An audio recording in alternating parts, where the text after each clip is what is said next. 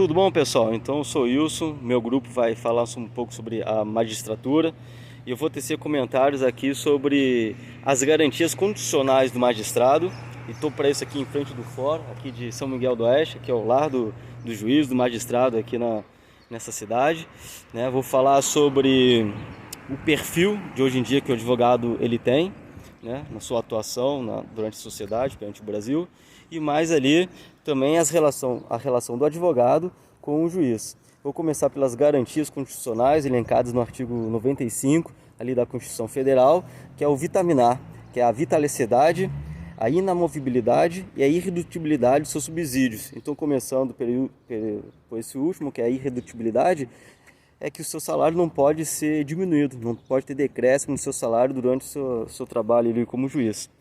A inamovibilidade quer dizer que o juiz ele só vai ser movido se ele assim desejar, se ele quiser, né? Então, se ele tiver essa vontade, ou se for para o interesse público, o interesse do serviço. Aí no próprio juiz, ali na própria comarca, melhor dizendo, no tribunal vai ser feita uma eleição para ver se ele vai ser ou não movimentado, né? Então tem essas duas, que é a irredutibilidade dos seus salários, né? A inamovibilidade e a vitaliciedade. A vitaliciedade quer dizer o quê?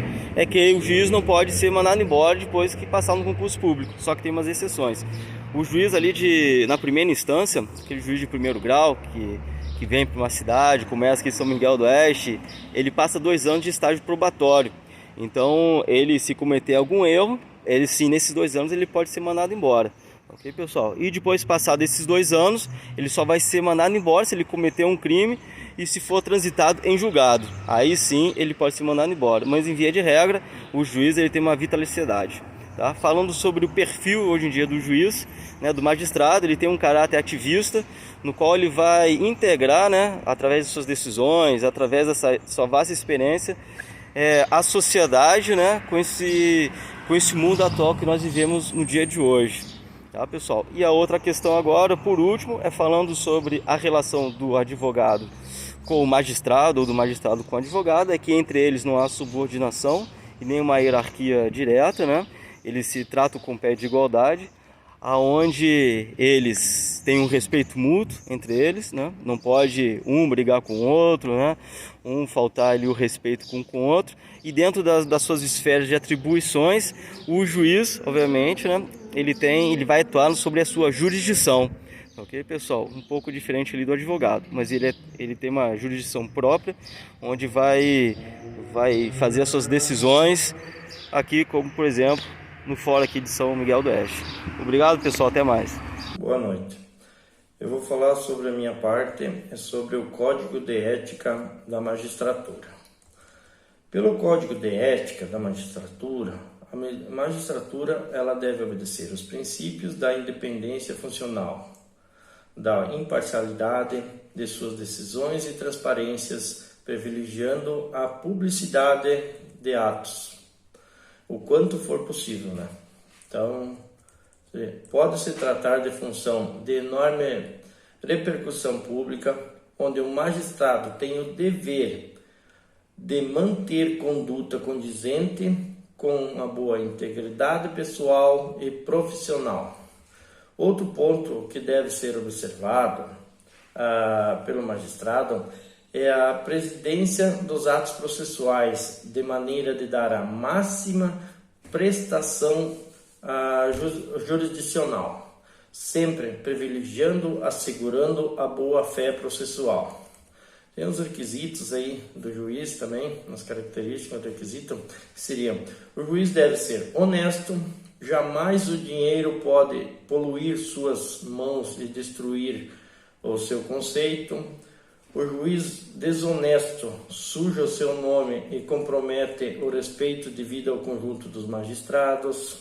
Por fim, entre outras disposições, também deverá o magistrado cumprir toda a dedicação integral ao exercício da magistratura, sempre buscando o seu melhoramento pessoal e intelectual.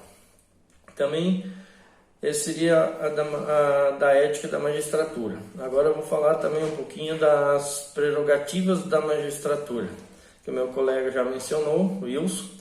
mas eu tenho mais alguma coisa para acrescentar. Então, por ser uma função diferenciada, há algumas prerrogativas que a própria Constituição atribuiu à magistratura.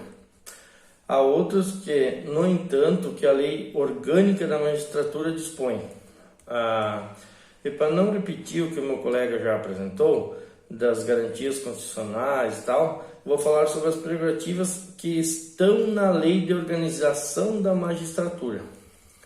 Por exemplo, vale lembrar que pode parecer benefícios pessoais, mas não, são apenas garantias do efetivo serviço jurisdicional da magistratura.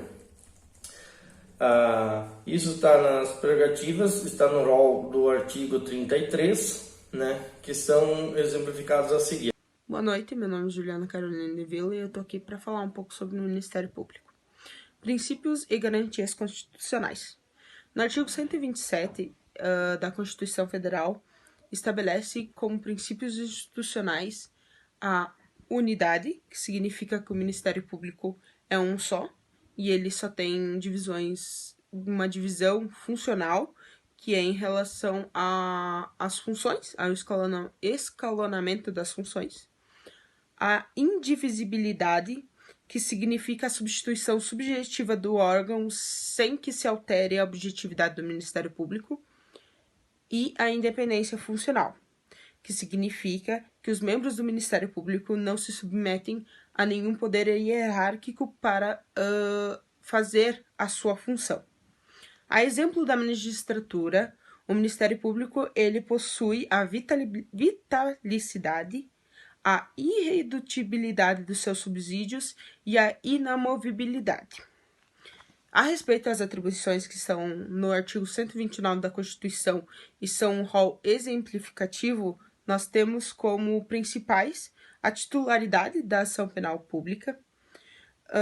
O Ministério Público também deve zelar pelo efetivo respeito aos poderes constituídos, o inquérito civil e a ação civil pública, propor a lei interventiva, defender os interesses da população indígena na esfera judicial. Deveres do promotor.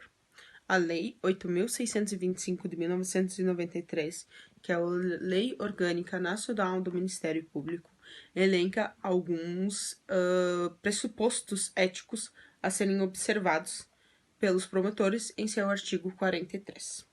O promotor de justiça deve manter ilibada a conduta pública e particular. Deve zelar pelo prestígio da justiça, por suas prerrogativas e pela dignidade de suas funções.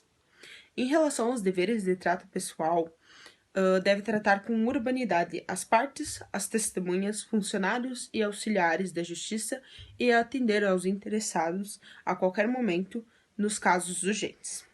Deve-se lembrar que o rol é esparso ao longo das legislações, não exaurindo a principal e fonte geral dos deveres. Ética. De certa forma, os deveres do Ministério Público se confundem um pouco com os deveres do seu representante, o promotor de justiça, e notadamente as infrações éticas geram sanções, sejam elas administrativas, penais ou cíveis. Talvez a mais importante seja a ética como efetiva honestidade na atuação, vedando as condutas que privilegiam uma das partes. Além do mais, faz parte da ética esperada pelo promotor de justiça o efetivo respeito às instituições e aos particulares, de modo a privilegiar e a dar prestígio ao Ministério Público. Para começar falando da magistratura, vemos que o exercício da magistratura ele tem que ser compatível com o Código de Ética e o Estatuto da Magistratura. Ou seja, tem que ter um equilíbrio entre os dois têm que ser compatíveis, norteando-se assim sobre princípios, tá? Sendo esses princípios a independência, a imparcialidade, o conhecimento e a capacitação do indivíduo, da cortesia, da transparência, do segredo profissional, ou seja, do sigilo profissional, da prudência, da diligência, da integridade profissional e pessoal, da dignidade e da honra, e do decoro. Olá, tudo bem? Meu nome é Álvaro Brasil, e nós vamos falar no nosso trabalho um pouquinho sobre a magistratura e o Ministério Público. Dentro do tema, nós vamos abordar alguns tópicos, como os princípios constitucionais e suas garantias, o perfil da magistratura, a relação com o advogado, o código de ética, entre outros aspectos.